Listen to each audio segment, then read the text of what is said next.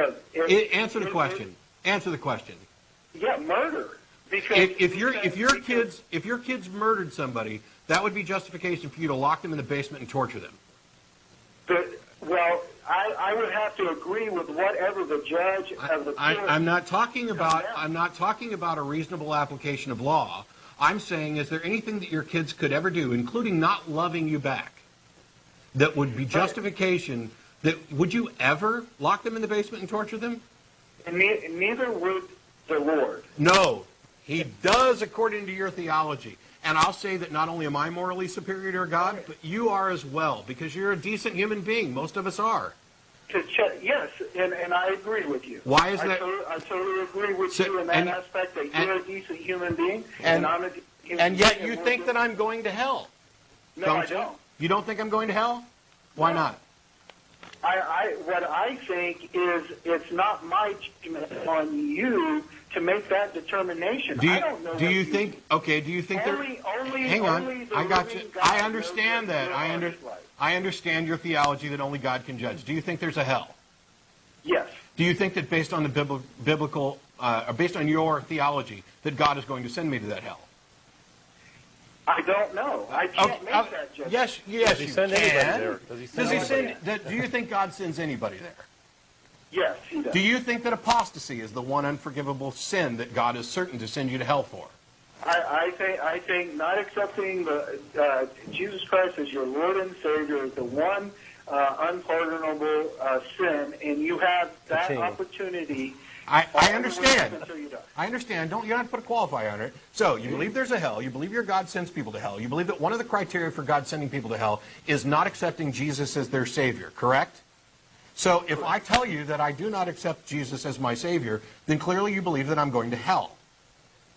But if I died this second, would I go to hell? It doesn't matter what I think. Yes, it does. Yes. Idiot down the road. No, it does matter what you think. Please, No, it doesn't. Yes, it does. Would you let me finish, please? Okay. Based on all of that, if I died right now, you think that I'm going to hell. The question is, do you think I deserve it for that?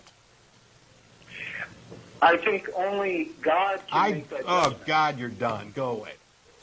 If you can't think for yourself, no wonder you believe in a God.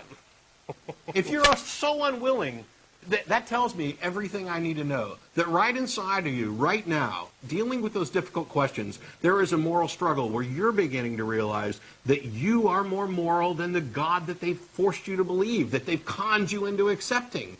You don't believe that I necessarily deserve to go to hell for exercising the quote-unquote free will that you think your God gave me. You don't think that the dictates of a conscience, whether or not somebody believes, is a sufficient justification for eternal torture, and yet you're just too damn cowardly to say it. You are better than your God. You are better than your religion. So am I. So is Don. So is damn near everybody on the planet. I wish you people would wake up and see this. Stop apologizing for this. It's not the good book. There's nothing good about it. All it does is poison minds. All it does is make you sacrifice your humanity, the only thing that you have that is of any value, in order to sit around in deference to your gods. While Don was talking, I reject the notion of sin, and you talked about whether or not I'm more moral. I made a list of things that I might consider sins if the concept of sin were valid. Number one, credulity, gullibility. I'd say that's a sin. Voluntary willful ignorance. I'd say that's a sin. Letting fear prevent you from understanding reality. I'd call that a sin. Limiting the rights and freedoms of others in order to make them abide by your standards. That's a sin. Sacrificing the mental, emotional, and physical well-being of a child in deference to your religion. That's a sin. Wasting the one and only life that you know you're going to have, worrying about and working for an afterlife that somebody told you might be there, that's a sin.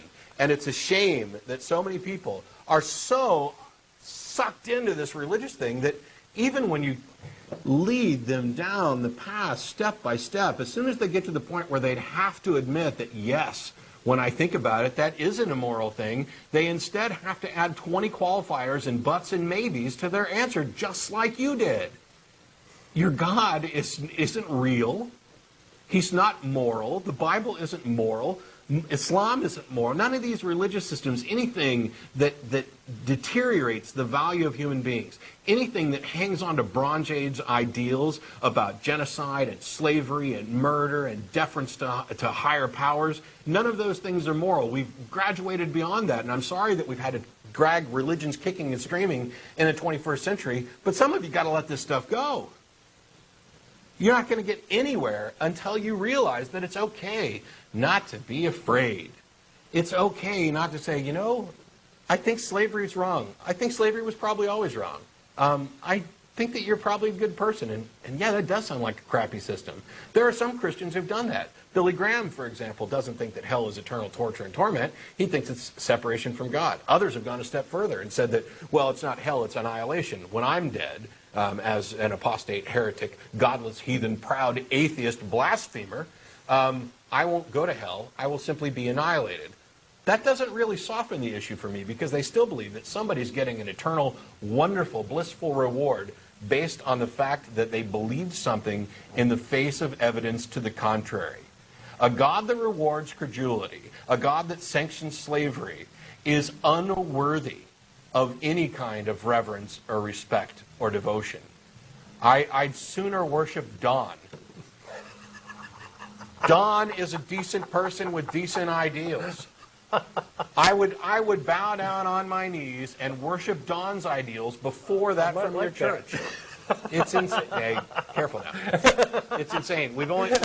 I didn't mean to rant quite so long on that. It's just no, amen, Matt. You did great. I really had hopes. I really had hopes for you, John, because I've been there, and I'm not saying that. I apologize because I know that's condescending. I'm not saying that I've been there and I've gotten better. I got over it.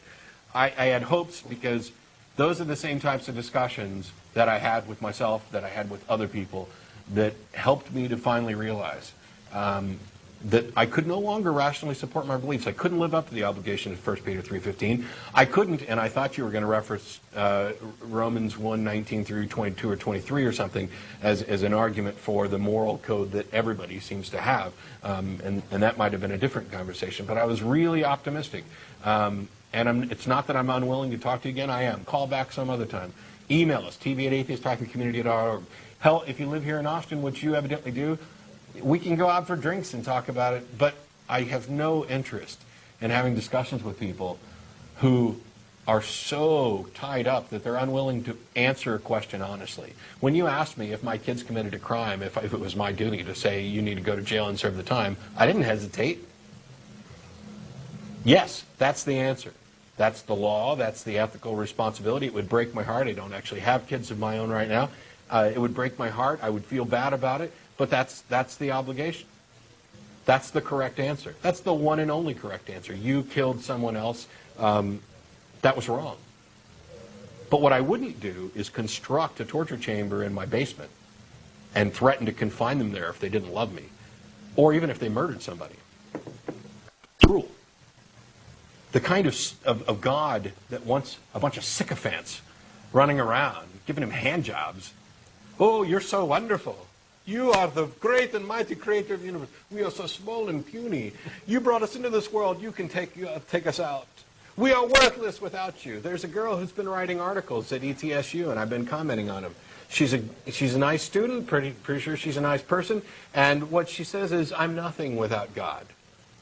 And yet people ask, what's the harm of religion? It's just, we cite all these different problems with religion, the global gag rules and things like that, the oppression of different people. There's a bigger harm with religion, and it's the reason why I'm outspoken about it. And that's because the average feel-good, Johnny in the pew person who is decent and kind and loving and good to their family and generally a good person to be around has polluted their mind to the point where they are unable to take credit for their accomplishments and responsibility for their actions. They are unable to interact on an interpersonal level with the people around them to build a community in this cooperative society where that is absolutely essential. They have got this mentality that they are worthless without God. Without God, I couldn't breathe. The guy calls in